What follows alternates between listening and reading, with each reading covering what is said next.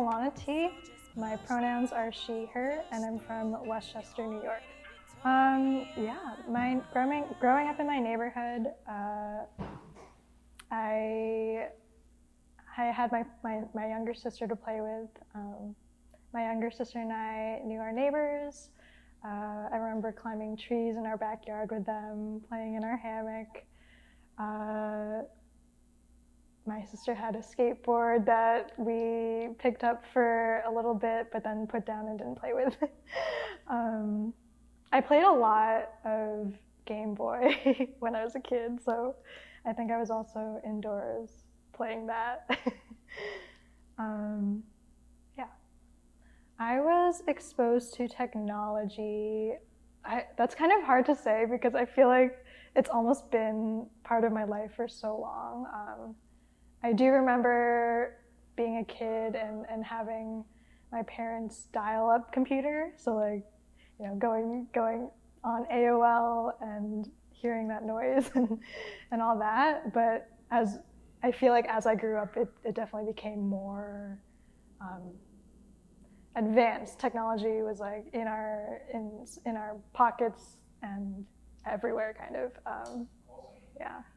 I do. I don't remember the exact time, but I remember I think, about to finish up high school, and my dad was like, he had mentioned it, like, oh, I've heard this coding thing is coming up. It's on the rise. Maybe you should check it out. And I was like, what? I don't really get it. I don't really know what it's for, but I get that it's for computers and like to make things happen online, I guess, but I didn't really understand it at the time. So I think like when I was in my first computer science classes, you were doing very textbook type of problems and stuff, and that was fun on its own for sure. But once I started working with Girls Who Code in the summer, teaching other high school girls fundamentals of coding and creative coding, that's when I was like, oh wow, you could do a lot with code. Like you can make art, music, you can code for anything in the world. Then I was like, okay, yeah, this is something that I can do, something that I can really do anything with, I think. Yeah, Girls Who Code. Yeah, so I think it was after my sophomore year in college, I was looking for something to do for the summer. I was like, why not? You know, I enjoy teaching and I love empowering others. And I got the job for the summer, and yeah, so we had a set curriculum of projects and just fun things to do with code that we would teach the girls. And I think, yeah, that process of teaching others to code and teaching others what's possible really showed me. I felt like I learned so much there, and I'm so grateful for that experience.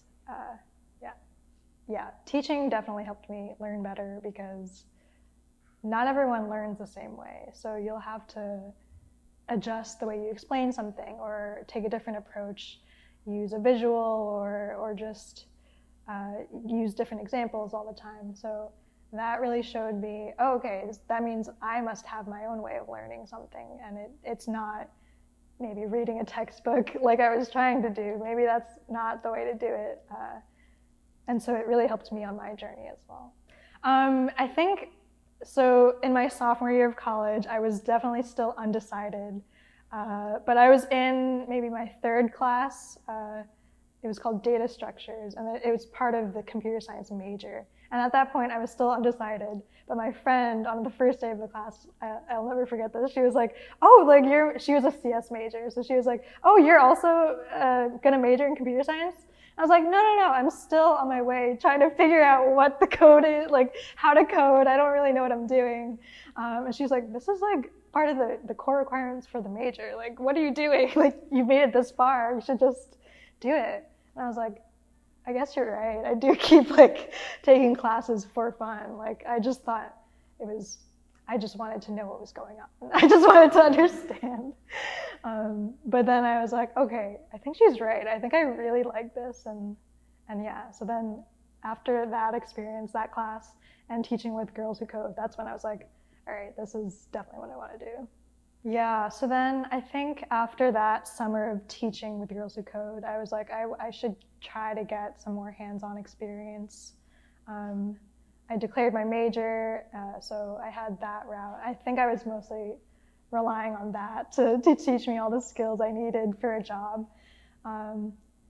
I think my major in college did teach me a lot of fundamental skills, but overall, I did have to do a lot of my own side projects and learning through courses online and through just talking to my peers, being like, what are you doing? Oh, you're building this? How did you do it? What are the things that I need to learn in order to get a job in this industry? So I started preparing outside of school too.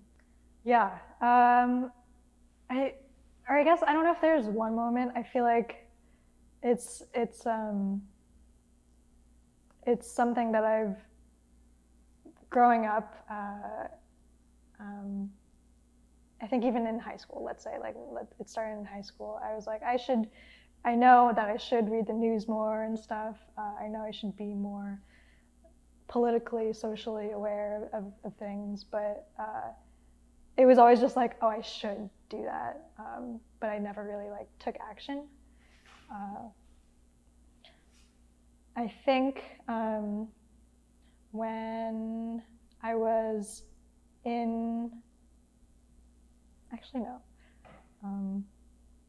Yeah, I don't think there was one moment, but I definitely think once I finally got my first software engineering job and I didn't have to worry about the job search and stuff anymore, I was like, okay, now I have no excuse. I'm going to try to do things to really help others as much as I can. I don't think I don't know that if I had like thought about it at the time. I think I like could have helped. I could have been volunteering and doing a lot more as I was trying to make it and trying to get my first job. But I think realizing how hard it was for me to get my job and then like struggling with it, I wanted to also give back to people who had helped me along the way. So I was like, okay, I got a lot of help myself. It's time for me to really help others too.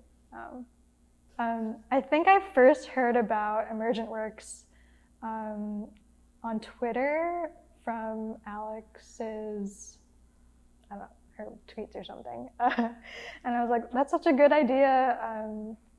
I know that I love to teach and I wanted to use my skills and time for a greater purpose and to give back. So I thought, why not follow them, try to get involved. I remember at the time, I think it was the end of the 2018 cohort, so they weren't looking for anyone at the time. But I was like, let me follow them, try to see what's up. I think they sound like a great organization. Diversity really, when I think of the benefits of having a team that's diverse, I think of all the things, all the life experiences, all the ways of thinking that I don't have. I have my limited range of thinking, way of thinking. And so when there's more people on the team who are different from the way I am, I think that really allows for, better ideas, better collaboration, just a better team way of working together in general. I think technology, since it's such a big part of our lives in the world, it has a lot of power to do just a lot of different things that we hadn't imagined, like that we couldn't even imagine a year ago or 10 years ago. Tech can absolutely give more people more, opportunities and yeah, we definitely have the capability to do that. It's just a matter of making it happen and like making the space more equitable as well. Yeah, it's a good question. I think the tech space has been exclusive because I think that's how it started out. So it's like deep in the roots, and I think people kind of, whether they're aware of it or not, kind of like carry that, maybe the image of maybe, let's say, a stereotypical programmer, and so it takes a lot of effort in order to make it more inclusive. Yeah, it takes more effort to create spaces for people of different backgrounds, I think, to actively push against the norm of what tech has been. And sometimes it's easier for people and companies to be like, oh, we'll just hire, who we think is the best for the job, not knowing that there's a ton of implicit bias in their thinking. I think the first thing that comes to mind is the way that it does not, our current criminal justice system does not look at humans as humans who are capable of change and have potential.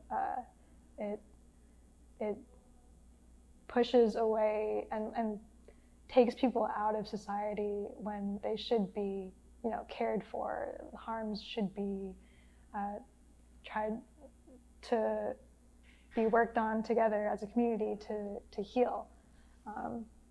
And it just, kind of like what we were all talking about before, it's just like a cycle of harm that continues. And I think it also shapes our society's way of thinking, oh, I'm going to be afraid of so-and-so because they took this action in the past, when in reality, if we're a community and we love each other, we should understand that people are capable of change, and we just gotta not dehumanize people and put them away. I think the fear that I had was that I wouldn't do a good job as a teacher. I haven't, before Emergent Works, I hadn't really had experience working with formerly incarcerated folks before. So yeah, I was just kind of nervous that I wouldn't maybe do a good job because of maybe lack of understanding about who these people are, because also I didn't know who was going to show up in the room. But yeah, I remember once I did show up, I was like, these people are great. We're all learning together. There's nothing to be nervous about. This is also just a learning experience. It's not anything, it doesn't have to be anything else. I don't have to be, teaching a billion different things. It's also, I think that fear was very rooted in like my own self-consciousness as a teacher. And I was like, this isn't even about me, right? This is about us together. So working with formerly incarcerated individuals through Emergent Works does give me, a better, I think, sense of purpose, as you say, because it being in the community, I see the way we impact one another and like the bonds we're creating, and just like this really beautiful space that we're just continuing to grow and create together. So in that way, it definitely does give me a sense of purpose.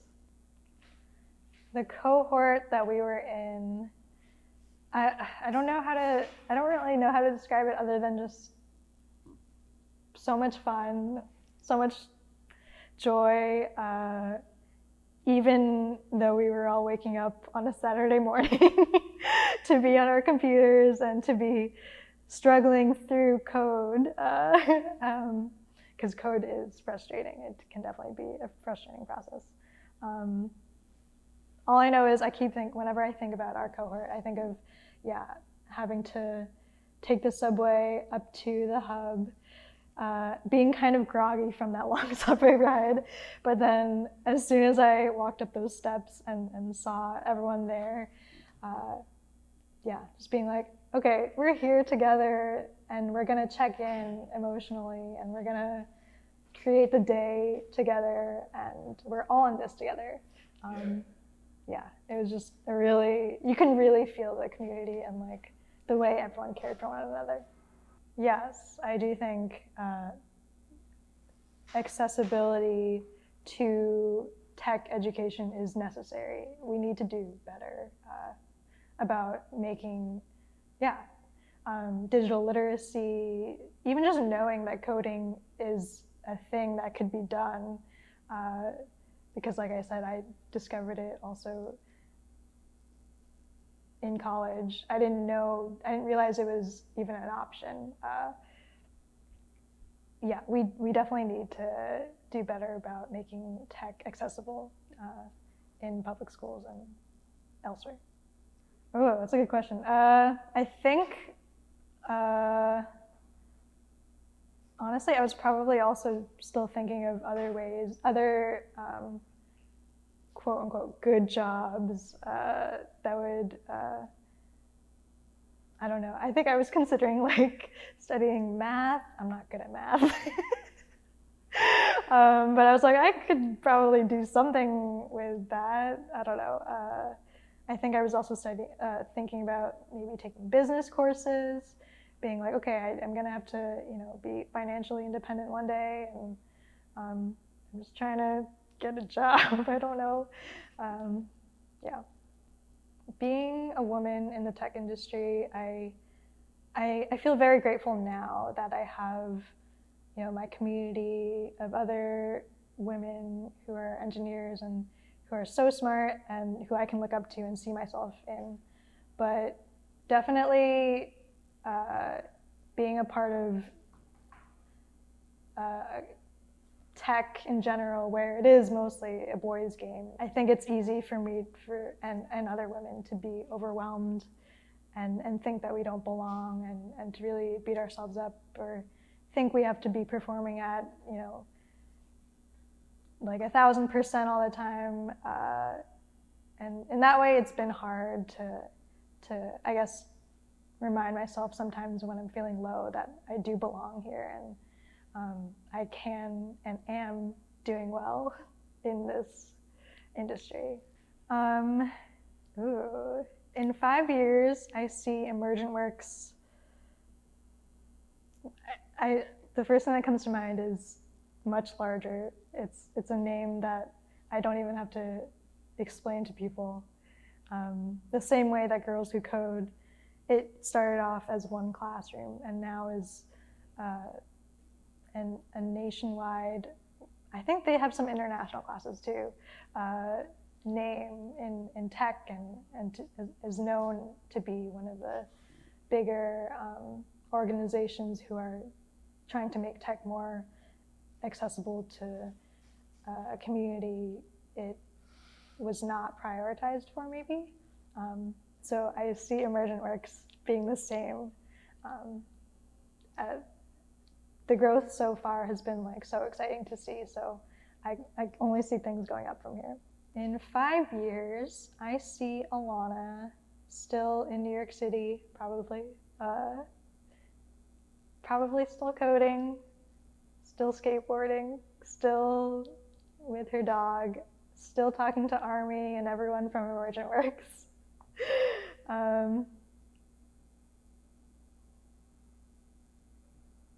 But I think 5 years is a long time, so I think I will also be much more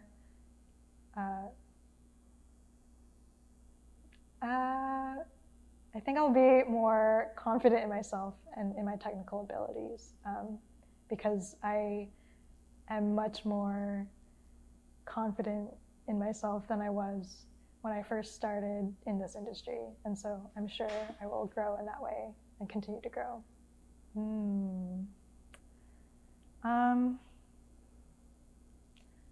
A message I want to give to the tech industry is